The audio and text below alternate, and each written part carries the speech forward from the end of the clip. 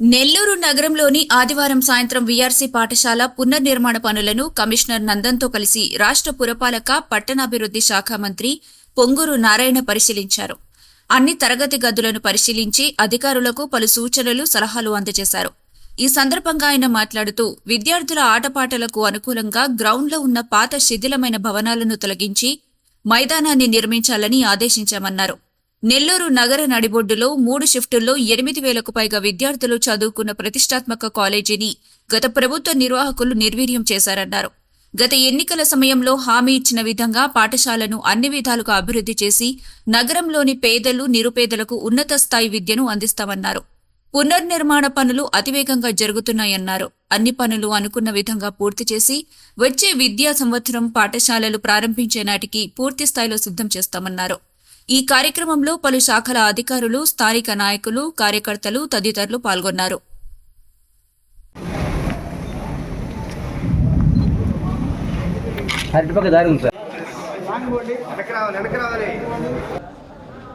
ఈరోజు మీకు అందరికీ తెలుసు, విఆర్ కళాశాల, విఆర్ హై స్కూలు అనేది నెల్లూరు నడిఒడ్డులో ఉన్న స్కూలు. ఒకప్పుడు ఇదే స్కూలు, ఇదే కాలేజీలో ఈ క్యాంపస్లో మొత్తం 8,000 పైగా స్టూడెంట్స్ ఉండేవాళ్ళు. నేను చదివేటప్పుడు కానీ, నేను ఈ కళాశాల ఉద్యోగం చేసేటప్పుడు కానీ 8,000 పైగా 3 షిఫ్ట్లు. మార్నింగ్ షిఫ్ట్ డిగ్రీ, మధ్యాహ్నం షిఫ్ట్ ఇంటర్మీడియట్, రాత్రి డిగ్రీ అండ్ ఇంటర్మీడియట్ 2.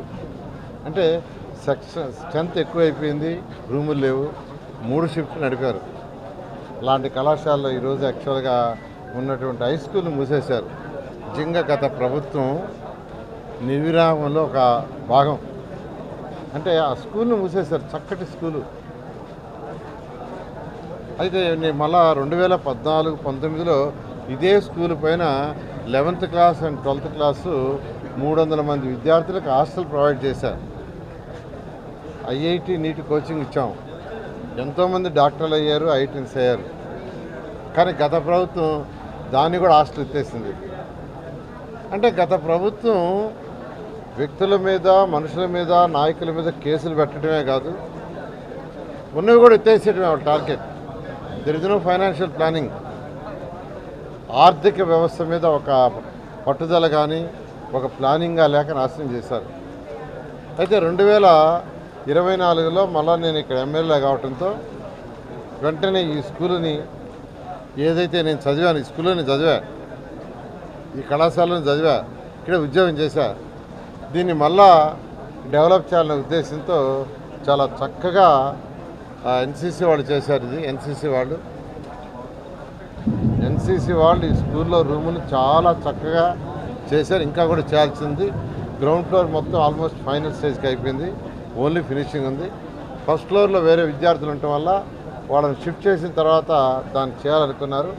రేపు ఎల్లుండో కమిషనర్ గారు వాళ్ళని షిఫ్ట్ చేసి వాళ్ళకి ఎటువంటి ఇబ్బంది లేకుండా చేసి ఆ పై రూమ్లు వాళ్ళకి ఇస్తే చేస్తారు.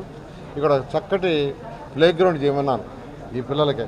ఏ పిల్లల్ని అయితే ఇక్కడ పెడుతున్నాము, పేదలు, నిరుపేదలు, నెల్లూరు టౌన్లో ఉన్నటువంటి పేద, నిరుపేద విద్యార్థులకు పెట్టాలనే ఉద్దేశంతో కమిషనర్ గారికి చెప్పాను. పేదలు, నిరుపేదలు అంటే డెఫినేషన్ ఏంటంటే తల్లులు లేని వాళ్ళు, తండ్రులు లేని పేదవాళ్ళు, అదేవిధంగా బీడీలు చుట్టుకునే వాళ్ళు, ఉదయాన్నే ఇళ్లలో వంట పని చేయడానికి కానీ, పాసి పని చేయడానికి పోయేవాళ్ళు పిల్లలు. ఎందుకంటే నేను ఎలక్షన్స్కి ముందు 84,000 తిరిగా డోర్ టు డోర్. వాళ్ళందరినీ నా కళ్ళతో చూసి, చెవులతో విన్నా, వాళ్ళ పరిస్థితి చూసా. కాబట్టి ఏదో ఒకటి వీళ్ళకి చేయాలనే ఉద్దేశంతో ఈ సంవత్సరం ఇక్కడ ఒక 1000 మంది పిల్లలకి, నెక్స్ట్ ఇయర్ అయితే 2,000, ఆ తర్వాత ఇయర్ 3,000 చేయాలనే ఉద్దేశంతో 1000 మందికి చక్కగా ఇక్కడ రూమ్స్ ఏర్పాటు చేస్తున్నాం. హై క్వాలిటీ ఆఫ్ ఎడ్యుకేషన్ ఇవ్వబోతున్నాం. నేను ఏం చెప్తున్నా, కార్పొరేట్ స్కూల్స్ ఏదైతే ఉన్నాయో, నారాయణ కావచ్చు, ఎక్స్ కావచ్చు, అవి కావచ్చు, వాటికంటే బెటర్ ఎడ్యుకేషన్ ఇచ్చే విధంగా చేయాలని అటు విద్యాశాఖ మంత్రి గారితో మాట్లాడాను, అధికారులతో మాట్లాడాను, లోకల్గా కలెక్టర్ గారు జేసీతో మాట్లాడాను, మున్సిపల్ కమిషనర్తో మాట్లాడాను. నెల్లూరు మున్సిపల్ కార్పొరేషన్ వాళ్ళకి ఉదయాన్నే బ్రేక్ఫాస్ట్ అరేంజ్ చేస్తుంది. ఈవినింగ్ స్నాక్స్ అరేంజ్ చేస్తుంది, మధ్యాహ్నం ఎట్టా ప్రభుత్వం పెడుతుంది. అదేవిధంగా ట్రాన్స్పోర్ట్ పిల్లల్ని తీసుకురావటం కూడా నెల్లూరు మున్సిపల్ కార్పొరేషన్ వాడు పిల్లల్ని తీసుకొచ్చి ఏర్పాటు చేస్తున్నారు. మళ్ళీ ఇంటికాడ వదిలే ఏర్పాటు కూడా వాళ్ళే చేస్తారు. ఇలా ఒక చక్కటి అంటే పూరెస్ట్ ఆఫ్ ది పూర్ పిల్లలకి చక్కటి ఏర్పాటు చేసే విధంగా చేస్తున్నాం. ఎందుకంటే నేను చదివిన స్కూలు, నేను పనిచేసిన కాలేజీ, అందువల్ల ఎమ్మెల్యే కాకముందే అంటే ఎలక్షన్స్ ముందే నేను చెప్పా, ప్రభుత్వం వస్తే ఈ స్కూల్లో కనీసం 2000 మంది పిల్లలు చదివితే చేస్తానని. First year 1000, second year 1000, third year కూడా ఇంకో 1000 చెప్పిన దానికంటే ఎక్కువ చేస్తామని తెలియజేస్తూ ఈ అవకాశాన్ని పేదలు నిరుపేదలు ఉపయోగించుకోవాల్సిందిగా కోరుకుంటున్నాను. విఆర్ కళాశాలలో అతి పేద అంటే నిరుపేదలు ఎవరైతే ఉన్నారో అంటే పాచి పని కానీ, స్కావెంజర్స్ కానీ, అలాగే బీడీలు చుట్టేవాళ్ళు కానీ, అలాగే చుట్టలు చుట్టేవాళ్ళు కానీ, తల్లి లేదా తండ్రి ఎవరన్నా చనిపోయి ఉంటే వాళ్ళ బిడ్డలు కానీ వాళ్ళు చదువుకునేదానికి విఆర్ కళాశాలలో ఎంత గొప్పగా అంటే ఈరోజు కార్పొరేట్ స్కూల్స్ ఉన్నాయి. కార్పొరేట్ స్కూల్స్ అన్నిటికీ కూడా ధీటుగా, ఎందుకంటే నారాయణ సార్ పక్కనే ఉన్నారు, నారాయణ సార్ కూడా ఒక ఆలోచన ఉంది. నారాయణ సార్ స్కూల్స్ కన్నా కూడా గొప్పగా చేయాలనేదే నారాయణ సార్ గారి ఆశ, కోరిక.